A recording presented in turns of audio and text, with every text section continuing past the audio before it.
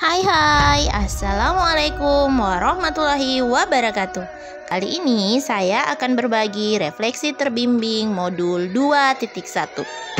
Tugas 21A6. Perkenalkan, nama saya Isnawati, calon guru penggerak Angkatan 3 Kabupaten Merauke. Refleksi pembelajaran berdiferensiasi menjawab pertanyaan yang berkaitan dengan konteks nyata diri sendiri. Pertanyaan yang pertama adalah, dari apa yang sudah saya pelajari, materi apa yang menurut saya dapat menjadi solusi bagi permasalahan yang terkait dengan pembelajaran di kelas?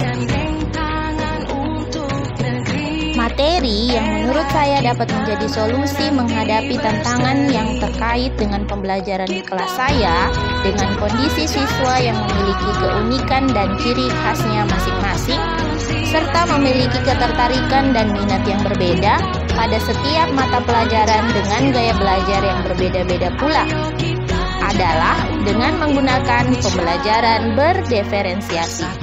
Pembelajaran berdiferensiasi adalah proses atau filosofi untuk pengajaran efektif dengan memberikan beragam cara untuk memahami informasi baru untuk semua siswa dalam komunitas ruang kelasnya yang beraneka ragam.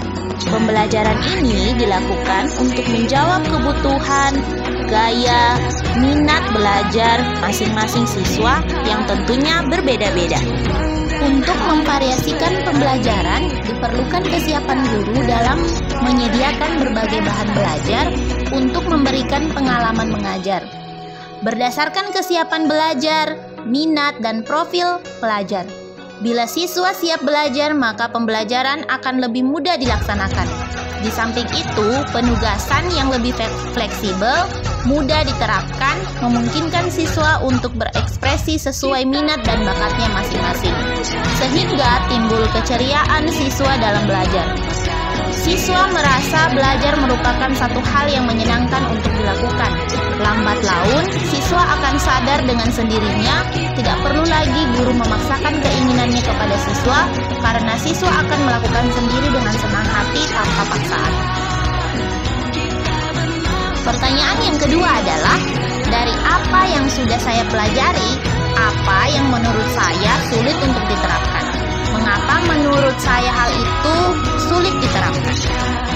Menurut saya yang sulit untuk saya lakukan adalah melakukan pemetaan kebutuhan individu setiap anak. Jadi, dalam pemilihan kegiatan pembelajaran pada tahap diferensiasi, proses saya harus benar-benar mengenali bagaimana kebutuhan belajar anak-anak saya di kelas.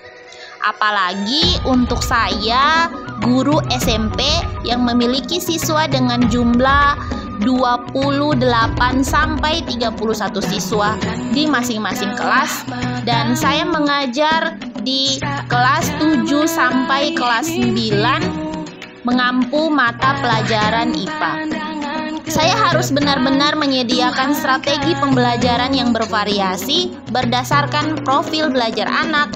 Bahan ajar yang digunakan pun harus dipersiapkan dengan matang supaya mampu mengakomodir seluruh kebutuhan anak dengan waktu pembelajaran yang terbatas pada saat tatap muka di kelas.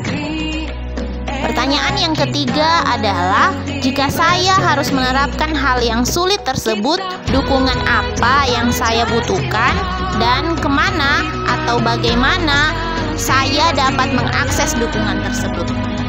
Dukungan yang saya perlukan agar saya mampu melaksanakan pemetaan kebutuhan individu setiap anak, yaitu yang pertama adalah kolaborasi saya bersama wali kelas dan bersama dengan rekan sejawat yang tentunya sangat memahami kebutuhan siswa yang mereka ajar setiap harinya.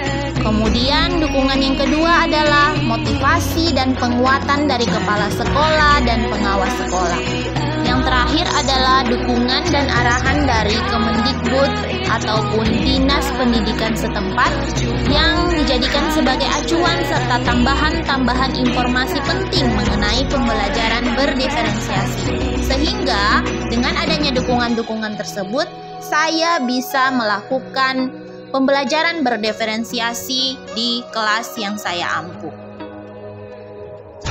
Saya bisa mengakses atau mendapatkan dukungan tersebut dengan melakukan sosialisasi yang masif di media sosial yang saya miliki, agar sesegera mungkin orang-orang yang masih awam dengan pembelajaran diferensiasi ini mulai familiar dengan kosakata pembelajaran berdiferensiasi, sehingga timbul rasa ketertarikan untuk mencari tahu dan mempelajarinya.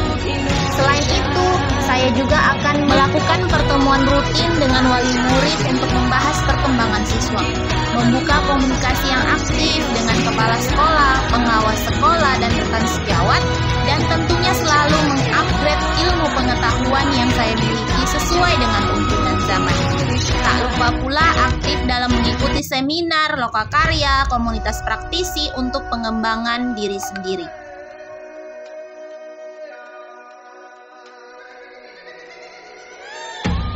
Demikianlah tadi refleksi terbimbing 21A6. Terima kasih, salam dan bahagia.